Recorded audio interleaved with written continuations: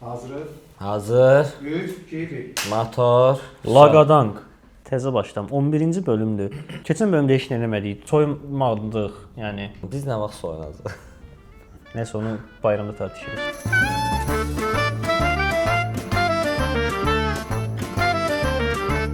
İki dənə sualım var. Normalda sualları sən verirsən də, bu dəfə dedim özdə. Əslində boynuma qoydum. Zövq hər hansısa bir şeylə bağlı, fərqi yoxdur. Yəni sən dizayner kimi danışmıram. Nə ilə bağlı olursa olsun, ayrıca bir seçimlərdə. Zövqlər belə deyək, mübahisə mövzusu olmalıdırmı? Və yaxud da ikinci bir sualımda, və yaxud da yox, daha doğrusu ikinci sualımda. Zövq öyrədilə bilən bir şeydirmi? Yaxşı zövq. Əslində öyrədilə bilən bir şeydir. İkinci sualdan başlasam, mənə görə öyrədilə bilən bir şeydir. Öyrədilə bilən deyəndə ki, yəni tam olaraq nəyi nəzərdə tutursan? Məsələn, deyək ki, bir adam zövqsüzdür və sən ona zövqlü olmağı öyrədirsən, yoxsa bir adam zövqsüzdür və sonra ətrafına baxaraq ayaqlaşmağı öyrənməyi nəzərdə tutursan? Yəni əslində ikisi də ayrı-ayrı şeylərdir. Mən birinci dediyimi nəzərdə tuturam. Yəni bir şeydə zövqlü olmağı öyrətməkdə bunun üçün sən heç bir işdə işsiz bir insan da ola bilərsən, amma məsələn geyim zövqü, ayaqqabı seçimi və yaxud da hər hansısa bir nəsə alırsansa, önündə seçimlər olur da. Bu seçimlər hər dəfə keyfiyyət fərqinə görə yaranmır. Bu seçimlər məsəl üçün eyni şeydir, eyni qiymətədir, rəngləri fərqlidir. Sən orada hansı rəngi seçəcəksən? Və yaxud da hansı formalı, məsələn, üzük alırsan da barmağı. Hamısı eyni qiymətdir. Hansı aksesuar kimi üzüyü alacaqsan, hansı sadə alacaqsan, hansı geyim alacaqsan. Bu tip bir şeydir. Yəni və bunu öyrətmək və yaxud da bunu öyrənmək, mənə elə gəlir burada iki dənə məsələ var. Bir hiss məsələsidir. Bir insan məsəl üçün ətrafı ilə və yaxud da gördükləri ilə ümumən də düşünür ki, nəsə seçəndə bu mənə daha yaxşı yaraşır və yaxud da mənim zövqümə görə bu daha yaxşıdır. Bir belə bir şey var, yəni hisslə bağlı. Sevdiyim bir rəng ola bilər, sevdiyim bir necə deyim, naxış üzərində ola bilər, kombinasiya ola bilər və yaxud da ki, sən sadəcə düşmüsən bir yerə, ya paltar alırsan, ya dizaynersən, ya moda dizaynersən, ya nə bilim, nəsə başqa bir şey və orada zövqün işə düşməlidir. Orada artıq ətrafındakı insanlar sənə bunu təlqin edirlər ki, başın xarabdır, bu bundan daha yaxşıdır. Amma sən məsələn digərində daha israr edirsən, nəsə digəri sənə daha xoş gəlir. Amma digəri də heç bir zövqə uyğun bir şey deyil, çox pis bir şeydir. İndi bu səncə mübahisə edilməli olan bir şeydirmi? Məncə qınanmalı bir şeydirmi? O zövqlər, şeylər tartışılmaz. Dünyanın ən boş sözüdür mənə görə. Yox, bilsən şey deyil, boş söz deyil. Necə deyil? Buna şey bənzəyir də, məsəl üçün mən əvvəllər makasin geyinirdim, deyək ki, məktəbdə oxuduğum vaxt. İndi mənim başımı kəs makasin geyinmərəm də. O vaxtda mən makasini sevirdim, yəni belə ləzzət edirdi. Makasin belə bir də makasin corabla falan filan. Yəni o vaxt zövq oydu. Nəyə görə zövq oydu? Çünki elə formalaşmışdı da və ətrafa baxanda hər kəsdə onu görürdün. Sonra biraz belə ətrafı dəyişəndən sonra artıq sən krossovka gördün, nə bilim, başqa daha klassik ayaqqabılar gördün falan və artıq o xoşuna gəlməyə başladı. Başladın onu geyinməyə. Tamammı? Ona görə deyirəm tartışılmaz ki, nə bilim, yəni kiminsə zövqsüz geyinməyi, yəni sənə görə zövqsüz geyinir də. Bilmirəm, yəni məncə müzakirəyə açıq bir məsələ deyil. Məsələn, müzakirəyə açıqdır. Deyək ki, bir konsept var, tədbir var, nə bilim, başqa bir şey, başqa bir məkan var. Bu şeyə bənzəyir də, tipa sən evdə oturmusan, su içirsən, höpürlədə içirsən, amma sən bunu hər hansısa bir korporativ bir toplantıda və yaxud da team buildingdə və yaxud da ki, atıram, sadəcə iş yoldaşınla oturub qarşılıqlı yemək yeyəndə bunu belə yeməməlisən də. Çünki sən onu narahat eləyə bilərsən. Tamam. Amma evində bunu çox rahatlıqla, yəni yeyə bilərsən, istəyirsən götür kasanı çək başına da, heç kəs sənə qarışa bilməz. Məncə atıram, yəni geyimdən götürsək zövq məsələsini, sırf geyim üzərində danışsaq, o kimsə narahat edəcək bir məsələ olmamalıdır axı. Tutaq ki, mən yamyaşıl kostyum geyinib düşürəmsə ortalığa, prosta şəhərdə gəzirəmsə, yəni kimə nə dəxli və yaxud da ki, kimsə şəhərdə yamyaşıl və yaxud da sapsarı kostyumla gəzirsə, mənə nə dəxlidir yəni. Dəxli olmaq ayrı bir şeydir. Baxıb şey deyə, çox üzr istəyirəm, baxıb deyə bilərəm ki, bu niyə belə edir? İfsə o. Amma gedib də bunu onunla müzakirə eləmərəm. Çünki sənin dediyin müzakirə məsələsi artıq yəni bunu bir müzakirə məsələsi olaraq görürsənsə, bu qarşı tərəfə bildirilən bir şeydir. Ki, sən bunu geyinmirsən, bu yanlışdır, bunu geyinməməlisən, zövqsüzsən falan. Bunu deyənməzsən də, yəni okey də nə edirsən? Əslində müzakirə mövzusu dediyim şey həmin insanla oturub birə-bir müzakirə etmək deyil də, insan özü ilə danışa bilir də. Özü ilə gecə yatanda özünə hesabat da verirsən, özünü danlaya da bilirsən falan. Bu şizofrenik bir şey deyil. Bu artıq üçüncü bir şəxs olanda və yaxud da özün özünə cavab verəndə deyir, özün özünə sual vermək problem deyil, özün özünə o sualın cavabını vermək problemdir ki, artıq şizofreniyanın başlanğıcıdır da. Və ya müxtəlif şəxslər. Bunu öz içində deyirsən. Deyirsən ki, bu adam olmayıb da, olmayıb və bunu şey mənasında deyil. Yəni sadəcə yenə deyirəm, bunu şeylər çıxırlar. Sadəcə o paltarı olan insanlar buradan çıxırlar bu mövzudan. Yəni adamın sadəcə o paltarı var, bitdi. Hə, imkansızlıq. İmkan... o ayrı bir məsələ. O ayrı məsələ. Yəni bunun səhv anlaşılmasın.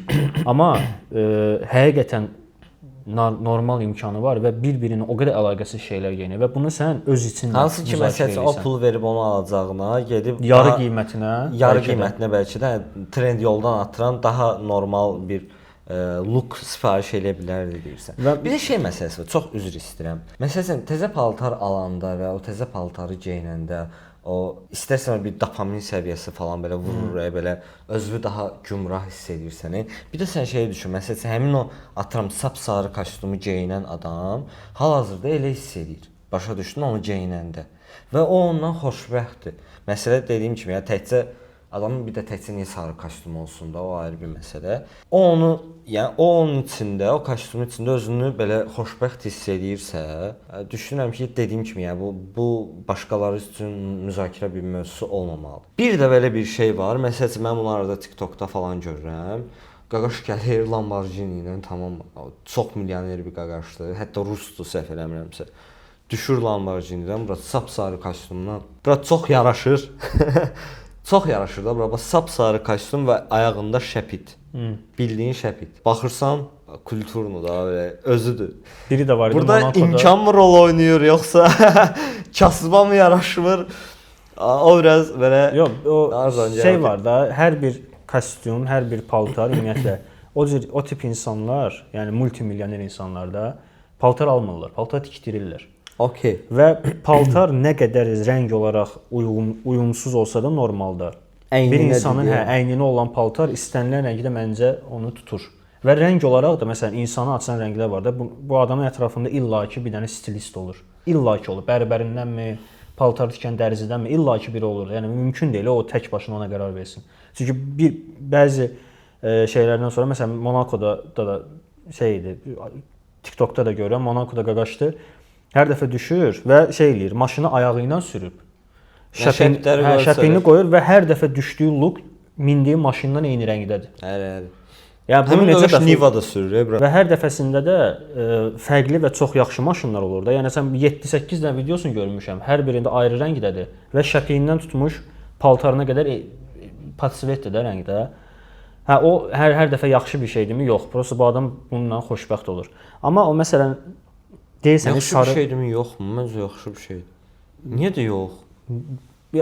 O bilsən nədir? Mənə görə də ki bunu növbəti sözümə də deyəcəm də, sarı kostyum geyinən adama da deyəcəm. Sənin dediyin yox, ümumən. Məsələn də qırqızıllar zatlar olan belə şeydə dağılır da adamda. Geyimlə bağlı mənə elə gəlir. Düşünmək yaxşı bir şeydir. Zövqlə geyinmək yaxşı bir şeydir. Amma ifrat dərəcədə geyinmək məncə yaxşı bir şey deyil. O artıq ifrat dərəcəsindədir. Yəni sən düşdüyün maşınla hər şeyin eyni rəngdədir. Yəni sən çox rahatlıqla iki rəngdən bir kombin eləyə bilərsən də. Ki şey var, bir dənə Yapon moda dizayneri var, onun balaca bir dənə kitabçası var. O kitabçanı tapsaq qoyarıq da bura. 3 rəngdən ibarət kombinasiyaları var da, bütün Yaponiya onunla geyinir. Və bütün Yaponiyada ümumiyyətlə yaponların geyim tərzində şeylər var. Bir-biri ilə çox normalda geyinməyəcəyin paltarlar üçü bir araya gələndə çox fərqli və çox bomba görünür, çox estetik görünür də. Amma baxırsan ki, məsələn, atıram da yubkadır, yubkanın üstündən dəxlisiz bir dənə, nə bilim, nə deyə bilərəm, topik geyinib.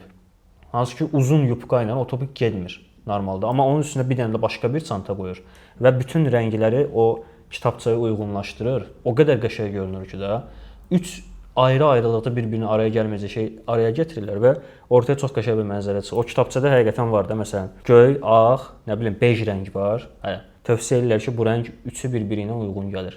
Hansı ki, yəni şalvar, köynə, ayaqqabı ilə dəyişib onu geyinə bilərsən. O ayrı bir şeydir. Amma yəni eyni rəngi geyinim, eyni maşınla olsun, biraz ifrat da deyil, biraz çox qəribə bir şeydir. Yəni sən niyə davamlı maşınla eyni şey və onu qoydu qırağa. O adam maşından düşür, girir bir yerə və şey eləyir. Davamlı eyni rəng paltarlardadır. Bəlkə də mənim zövqümə uyğun deyil.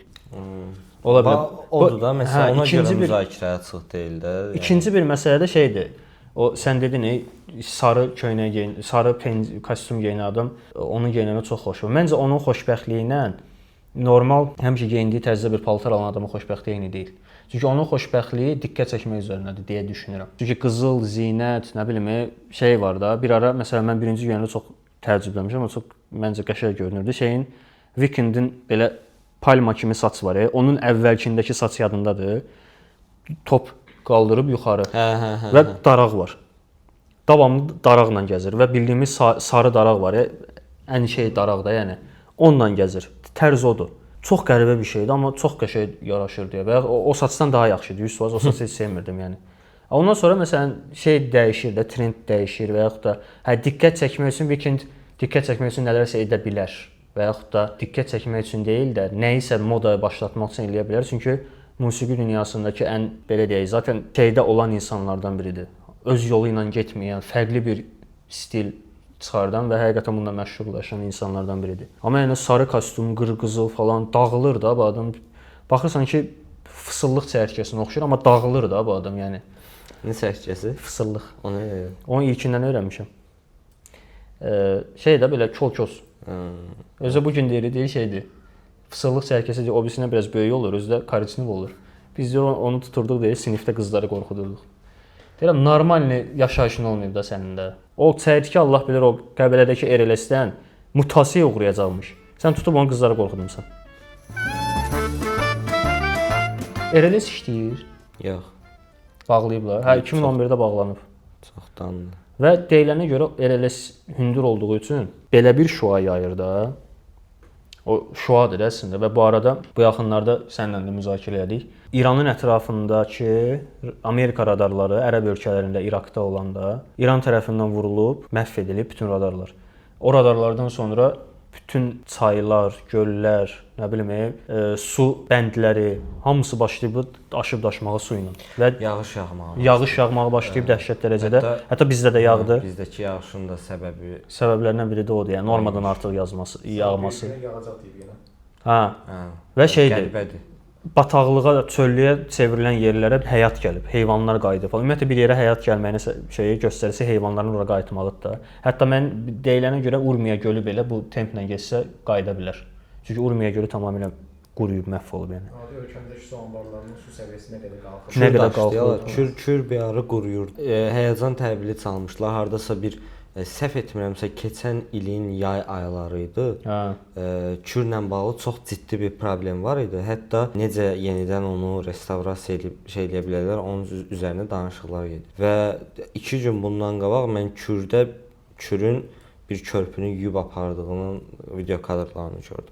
Əslində çox yaxşı bir şeydir, çox möhtəşəm bir şeydir. Cidden yaxşı bir şeydir. Yəni o körpü təzədən tikilər, amma o su getsə, yəni gəlməyi çətin məsələdir. Su problemi yaşayır. Yəni də onsuz quraqlıq dünya, yəni quraqlıq yaşansa heç nə. Su həyatdır da, yəni 50 ildən sonra içməyə su tapmayacaq yəni.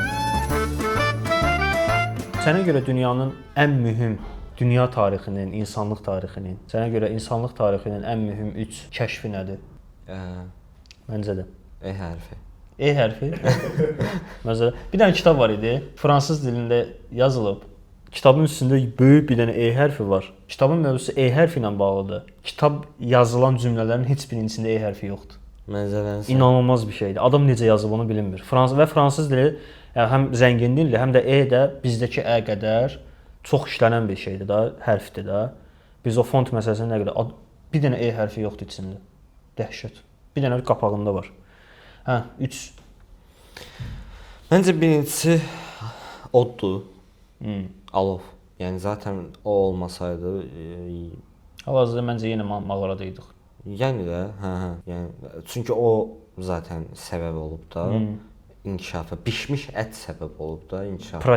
Protein. Hansı ki, çiğ ətlə ancaq bir yerə qədər gedə bilərsən, bir yerdən sonra xəstəliklər falan var. Çiğ ətlə məhv olan bir Skandinaviya Vikinglər var. Vikinglər. Dünən elə bir məlumat aldıq ki, Vikinglərin əslində məhv olma səbəbi çiğ ət yedikləri üçün Qəbizlik. Bağırsaqlarında yaranan bir Və yəni adamlar poxdan ölüblər də, yəni çox qəribə bir şəkildə bir nəsil deyər. Nəsil yoxsa tayfa, soydu, nə bilim. Soy demək olar. Poxdan ölüb. Çox qəribə bir şəkildə. Oddur. Od. İkinci olaraq bilmirəm, yəni əslində zaten 3 hissəyə bölməzdim. Çünki çox var. Sənin üçün belə deyək də, okey, sənin üçün məsələn 10 dənədir və yaxud da 5 dənədir. 10 dənəsində çoxdur, 10 dənə. Böyük ehtimal hamının 10 dənəsi ilə çox eyni olacaq da. Üçünü prosta sayda. Sən deyirsən ki, bu əslində çox vacib idi. Tam olaraq kəşfdirmi, kəşf deyilmi deyənmərəm, amma ticarət anlayışının olması.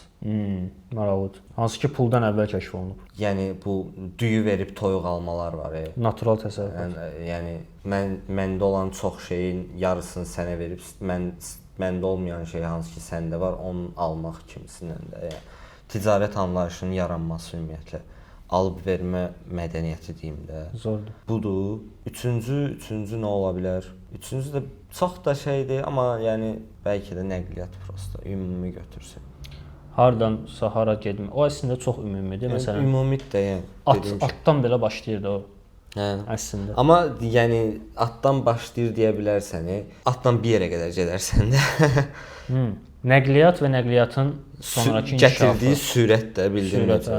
Amma məsələn mənə görə dünyanın ən pis kəşfi də silahdır. Dünyanın ən pis kəşfi deyilində ki, məncə silah dediyim bu bəlkə yox, yəni qılınc və nizədən kəşfi deyən müharibə deyil də. Məncə silah yox, müharibədir. Ya da şeydir. Əslində belə deyək də, təbii seçmə deyilən bir şey var da. Yəni güclü olan həyatda qalır. Və biz də canlıların bir növü olaraq, hansı ki bir ara sayımız, insanlığın sayı 1000 neçə nəfərə düşmüşdü. Yəni orada necə davam eləmişik hələ də bilmirəm. Yəni belə bir şey gəlir, 1000 nəfərə düşür, ondan sonra təzədən davam edir. Yəni soyuğa görə qırılmışıq yəni. Silahın olmaması sənin heyvanı öldürə bilməməyin anlamına gəlir. Okey, o zaman yəni sadəcə müharibə. Bu kəşf deyil, sadəcə yenə dediyim kimi də, ticarət də kəşf deyil də, amma bir anlayış var da ki, bunu belə eləyə bilərik. Hansı ki, alış-veriş. Ticarət müharibədən daha kəşfdir, yəni. Çünki müharibə biraz şeydir, sən artıq məncə insanın mamont sürüsü ilə olan mübarizəsi də bir müharibədir. İnsanın başqa insan. Çünki o insanla olan şeyində əslində hər şeyə çox ibtidai baxaq da. Birinci mağara üstündə ola bilər, başlayıb. Sonra yemək üstündə ola bilər. Sonra ərazi, sonra pul, sonra nə bilim başqa mənfəətlərə mən buranı da götürüm, oranı da götürüm, o ayrı məsələ. Amma çox qəribədir. Yəni şeydə məsələn mənə onu öyrənəndə çox qəribə olmuşdum. Əl sıxışmaq, iki insanın bir-biri ilə silahsızam teması da. Əl sıxışmağı. Ulan necə əlim göydə qaldı desən. O vaxt belə bir şey eləməyiblər. O vaxt heç kim. Birinci dəfə qaqamın əli göydə qalmasın deyib tutan olmayıb. Və qaqamın əli göydə qalıb. İndi elədiyin kimi nəysə. Silahsızam deməkdir, bəli. Əlimdə silah yoxdur. Çıxartıb bu biliyorsun. Bu sinəs. Araya. Çox gülərəm. Zor idi. Tutub bilərsiz, bıçağı tutub belə olmur. Mənə görə dünyanın ən böyük 3 kəşfi hansıdır? Biri məncə kitab çapının kəşfidir, kitab çapı maşınının. Yəni əslində informasiyanın ötürülməsi deyə. Yox, səndəki kimi şey baxmayacağam. Mən konkret deyəcəm ki, bu alət, bu şey falan kitab çapının kəşfi inanılmaz bir şeydir, yəni. Harvard Universitetinin kitabxanasındakı ən qədim kitab hansıdır? O kitab çapını kəşf edən adamın çap etdiyi ilk kitab İncil. Gutenberg İncili deyilir ona. 1450. Universitetin kitabxanasındakı ən qədim kitab 500 illik kitab imiş. 600 il hardasa. İkinci mənə görə elektrikdir. Çünki hər şeyimizdə də elektrik və mənə elə gəlir enerji anlayışı yarandı elektriklə bir yerdə. Çünki indi məsələn elektrikli maşınlara keçirlər falan və insanların bir çoxu fərqində deyil ki, o elektrikli maşına keçsin. Deyirsən ki, mən karbon emissiyamı azaldacam da. Sənin elektrikli maşınını belə deyə şarj etdiyin yerin elektrikini neft verir, kömür verir. Yəni sərf olunan enerji verir. Ondan sonra benzin istifadəsi daha yaxşıdır yəni. Və benzindən yaranmasında havaya buraxılan karbon dioksidlə o elektrikin dolmasının arasında çox böyük fərq var və benzindəki daha az. Ona görə sən başını alırmış elektrik maşınına minəndə. Üçüncü kəşf məncə biraz daha arxaya gedəcəm. Uşağın doğulmasında atanın rolunun kəşf olunması. Hər şeyi dəyişdirdi də yəni. Belə bir şey deyim. Deyirsən, sənə görə ən böyük kəşf nədir və mən üçünü sıraladım, sən üçünü sıraladın ha. Mən üçünü sıralayanda bugünkü gün onlar olmasa nə olar deyə dəyərləndirib ən böyük kəşf olaraq şey edirəm də. Deyək ki, qarşılaşdıraq da. Bu gün od olmadı. Nə olacaq? Məsələn, 1 saat sonra nə olacaq? 1 gün sonra nə olacaq? 1 həftə sonra nə olacaq? 1 ay sonra nə olacaq? 1 il sonra nə olacaq? Sual budur. Od yandırılan bir şey olmadı mı? Gedir söhbət. İstilik anlayışı mı olmadı gedir söhbət. Hətta od və odun deyirək ət və ət məhsulları. Od və od məhsulları. Od və od məhsulları deyək də, yəni ümumi bir şey götürək də belə mötərizənin içində od və onun ailəsi deyək. Olmadı nə olar? Və ya qarşılaşdıraq elektrik olmadı nə olar? Tamam. İkinci bir məsələ silah olmasa nə olar? Çap maşını. Çap maşını olmasa nə olar? Üçüncü bir məsələ ticarət olmasa nə olar? Uşağın doğulmasında atanın rolu olmasa nə olar? Olmasa nə olar? Bunları qarşılaşdıranda məsəl üçün şeyə baxıram. Saydığım bu üçü olmasa, bəzi şeylər yaxşılığa doğru gedər, bəzi şeylər ümumiyyətlə dünyanın sonunu gətirər. Amma səndəki üçündə dünyanın sonu gəlməz məncə. Deyək ki, elektrik olmadı. Zaten elektrikin olmadığı bir dövr var idi da, tamam. Amma indi elektriki kəsdik deyək ki, buna necəsə insanlıq bir müddət sonra adaptasiya ola bilər. Bundan yaşaya bilər deyə düşünürəm. Tamam. Və yaxud da kitab çap deyək ki, olmadı. Bilirsən nədir? Kitab oxuyurdu. Yox, şey məsələsidir də, yəni zaten dünya kitab çap olunan zamandan indiyə qədər inanılmaz dərəcədə inkişaf eləyib və hər kəs inanılmaz dərəcədə məlumatlıdır da, başa düşdün. Və artıq hər şey artıq elektronlaşıb da. Yəni kitabın o qoxusunu belə unudanlar var. Deyək ki, kitab çap eləyən maşın olmadı, çox şey dəyişməz də. Təbii ki, onların içindən şeydir. Hətta yəni deyək ki, kitabların hamısını yoxa belə çıxsa, çap maşını ilə bir yerdə. Dəyişiklik təbii ki olar, amma bu bəlkə də bir neçə nəsil sonra özünü göstərər.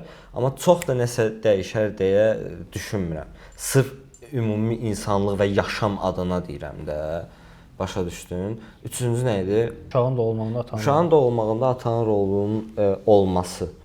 Onun orada heç bir fikrim yoxdur. Xana düşər biraz. Hə, orada biraz xana düşər. Bildiyin xana düşər. Amma yenə də bu dünyanın sonunu gətirməz də. Dünyanın sonu, bax, məsələ bilsən nədir? Dünyanın sonu deyən. Əslində sənin dediyin şeylər, ondan əvvəl də dünyanın sonu deyildi. O da qədər zaten insanlar yaşayırdılar. Deyildi, yaşayırdılar, amma o cür yaşamağa başlayacaq, davam eləyəcəklər. Şeydilər, məsələ orasında bir yerdən sonra qırılacaqlar bura. Soyuq qıracaqdı onları, vitaminsizlik qıracaqdı onları, epidemiya yayılacaqdı. Dünyanın sonudur. Yəni odun olmaması dünyanın sonudur. Məncə. Düzdür, mən dünyanın sonunu düşünərək demədim. Yox da, deyirsən dünya üzərində olan ən böyük kəşf, mən ona nəzərən deyirəm ki, vaxtı ikən kəşf olunanlar və hansı ki indi onlar olmasa, ona uyğun sıralayıram. Qələt edim biraz. Bir də olmasın, xahiş edirəm. Yəni olmasa da duruşumuza fikir verək. Kəşf olundu da nə bir olsun. Şey var, deyir, dünyaya bir də gəlsəydin nə olardın? Nə bilim, deyir tanımırsan. Amma şey söhbət, yaşadığımız bir az-çox ömür var da, tutaq ki 28-30 il bir yaşamışıq da. Amma bu ömrə bir film çəkilsəydi, səndə adı nə olardı? Bu ömrün adı nə olardı, nə də olar? Ömrün deyəndə ki, bildim də o filmin adı nə olardı? Bu günə qədər yaşadığın həyat filmə çəkilsəydi, adı nə olardı? Axtarış. Hələ də axtarır. Yəni burada axtarış özünü axtarmaqdan söhbət gedir, yoxsa özünü axtarış mənə elə gəlir, o heç vaxt iki şey var da, bir şey ya gözünün önündədir, həmişə gözünün önündədir. Və yaxud da o şey heç vaxt çata bilməyəcəksən. Özünlə bağlı şey də budur. Bir şey başa düşdümsə qanunu bələnir. Yəni o radarlar gör buludları necə qovurmuş ki. O boyda getdi yarım saat əvvəl səbəbini. Dəclər və Fərat çayı biraz, yəni sən bilirsən, yaxın şərqin ən böyük problemlərindən biridir. Hal-hazırda gələcək üçün demirəm də. Dəclə Fərhad çayı daşıb, dolmayan dəcəlliyə eləyiblər. Dəhşətli bir şeydir. Yəni belə deyim də, o axtarış özünlə bağlı, yəni şey deyil bu, nədir, məqsəd nədir? Nəyə gəlmişəm də o deyil. Gəlmişəm atamın, anamın sözünə qulaq asım. Yəni həqiqətən insanın gəlmisən də, məsələn, bir insana, kənarda olan bir insana istədiyin kimi məsləhət verərsən də, yəni. Həqiqətən o insan üçün bir həyat planı qurarsan. Biznes plan deyirlər. Özün üçün nə edirsən? Ümumiyyətlə özün üçün nə edirsən məsələsi deyil bu. Yəni özün üçün düşündüyün nədir? Sənin məqsədin nədir? Hardan gəlmisən? Hara gedirsən? Nəyə yaranmısan? Nəyə var olmusan? Ümumiyyətlə niyə sən olmusan? Zaten olmasaydın bu sualları, yəni mən niyə doğulmadım kimi bir şey yoxdur da. Yəni sən doğulmamısansa bir varlıq deyilsən, varlıq deyilsənsə düşünə bilmirsən. Onanca mən niyə doğuldum deyə bilirsən. Hə, mən niyə doğuldum deyə bilirsən. Çünki düşünürəmsə varam deyə bir şey var da. Bu olar yəni və davamlı mən bunu sorğulamışam. Mən ümumiyyətlə bir şeyin çox dərinə gedən adamam da. Bütün o nə bilim şey olmalıdır. Həyatın bir döngüsü var, orası var, burası var. Onu hamısı həmişə qoymuşam bir qırağa. Ən dibə gəlmişəm də. Hər şey niyə var? Bu kənardan həqiqətən çox boş bir sual kimi də görünə bilər. Çox belə əsas həyatın anlamı kimi də ola bilər, amma mən heç vaxt bunun cavabı olmayacaq yəni. Bir şey niyə varın sualı yox, cavabı yoxdur. Və sənin nə olardı? Yalnız heç bir fikrim yoxdur. Yəni düşünürəm ki, nə qədər düşünsəm də bunu tapa bilmərəm. Gəl onda biz birbirimizi tanıdığımız qədəri ilə həyatımızla bağlı çəkiləcək filmə ad qoyaq. Mən də yaşamaq istəyirəm. Brat. Şey oldu. Kobranın önündəsin. Yox, yapraq dökümü, yəni mən məzələrsə, mən də yaşamaq istəyirəm. Kobra hazırda burada çıxardarım ekranda. Allah haqqı.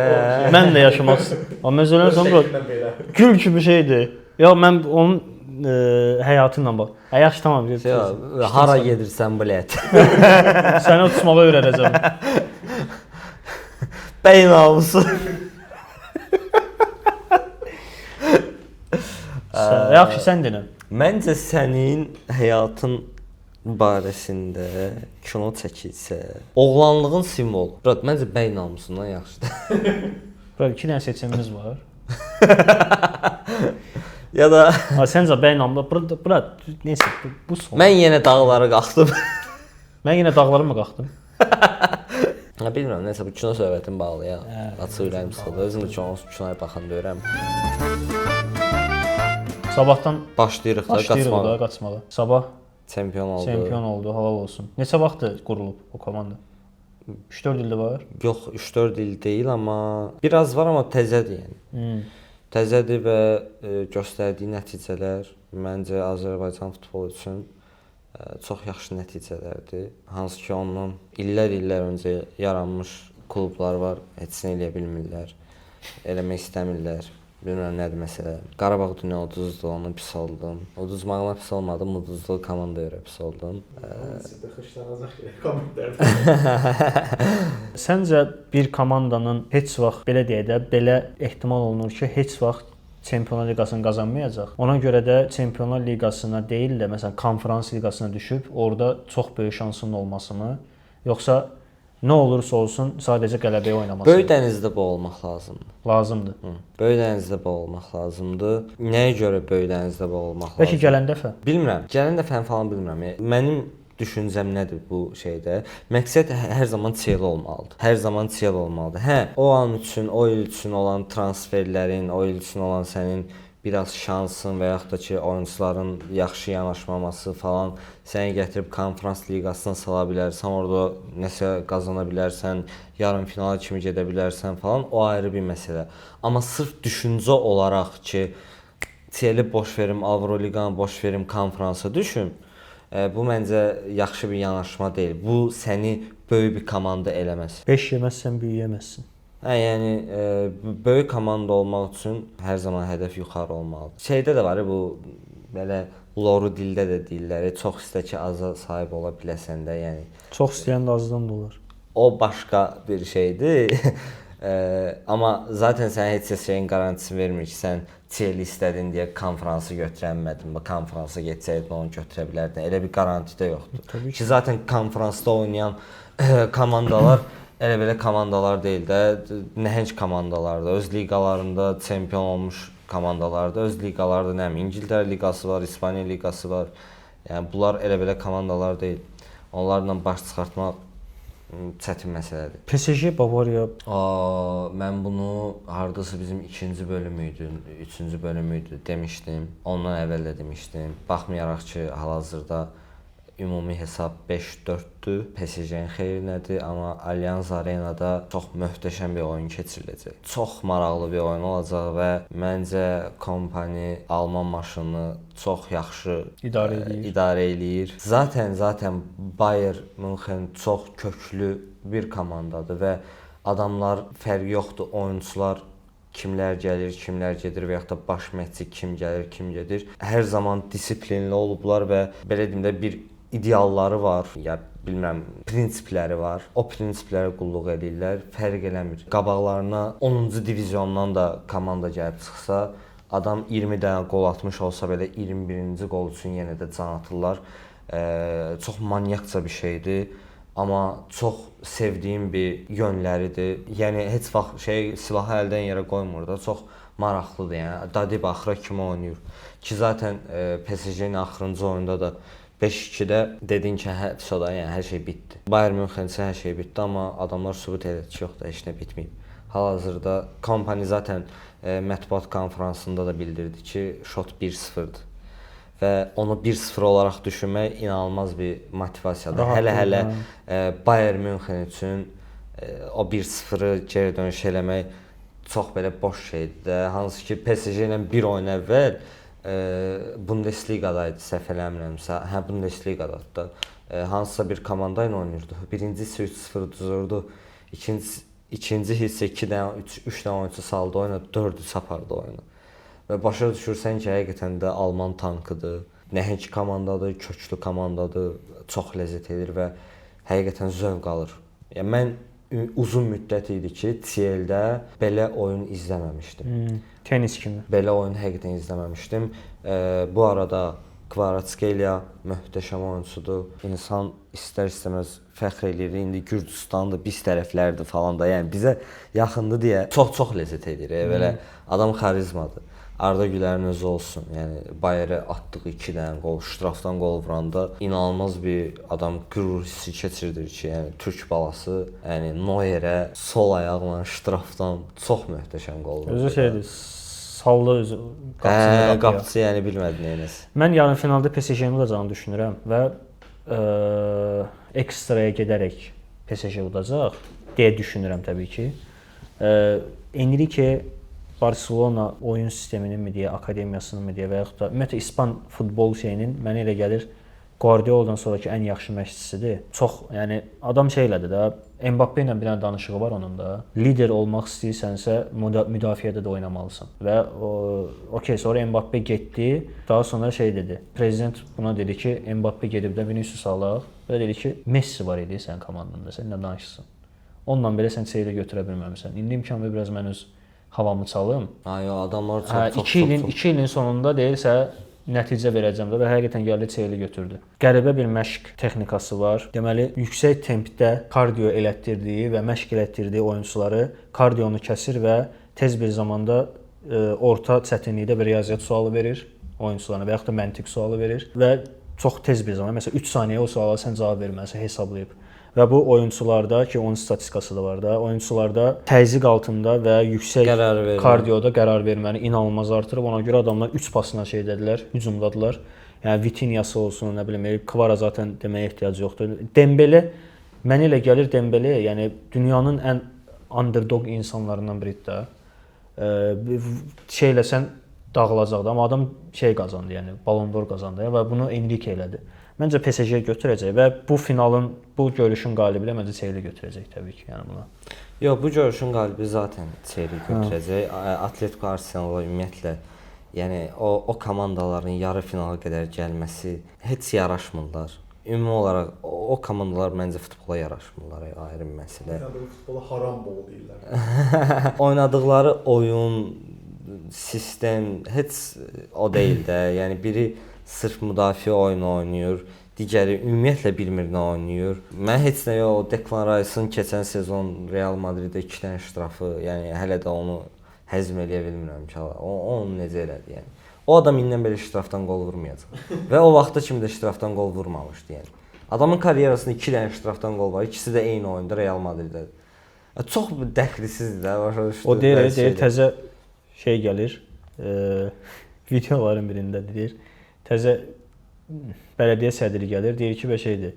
İşə düzəlmək üçün deyir. Obşun bu lazımdır, bu lazımdır, bu lazımdır. Belə deyir 30 metrdən ştrafdan qol vurur. Declan Rice-am məsələn. Nəysə. Belə. Görək kim olacaq. Dünya çempionatı gəlir. Bayern məncə CL götürəcək və Arsenal mı? PSG. Yox, Bayern götürəcək və Ballon d'Or-u da ya Olise ya da Harry Kane. Məncə Harry Kane. Yəni Bavariya götürsə CL, Bavariya CL götürməsə də ümumiyyətlə indən belə İngiltərə yarım final oynasa, bəs Kane-ə 100% şey deyir. Yəni çünki hal-hazırda dünyanın ən yaxşı oyunçusudur adam. Hal-hazırda, yəni istisnasız dünyanın ən yaxşı oyunçusudur. Adam bu Chelsea-dən daha çox oldu. Başda. Klubdan. Amma məsələn ən yaxşı oyunçu Kane-ə deməzdim. Hal-hazırda. Məsələn Julian Alvarez var ya bu Atletico-da. Santrafor. Adam çox təhlükəli oyunçudur.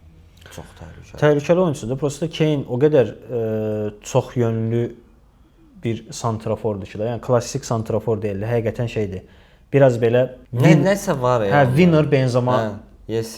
Şey var. Prosta tam da Benzema deyil məncə. Yox, Benzema deyil, amma yəni mənə elə gəlir bu il Ballon d'Or götürməlidir. İngiltərə deyirəm də, yəni yarım finala çıxsa ki, İngiltərənin dünya çempionu olması, bilmirəm, çox qəribə bir şəkildə adamların mənə elə gəlir psixologiyası qoymur dünya çempionu olmağa da onlara. Məncə bu il dünya çempionatında ən favorit ölkə İspaniya. Hə, İspaniya və Fransa deyə düşünürəm. İspaniya və Fransa, amma İspaniya Fransanı çox rahatlıqla keçə biləcək kapasitədədir. Amma bilmirəm, Kane məncə almalıdır. Bu il üçün çox şeylədir adam. Görək nə olur. Sağ ol. Sağ ol.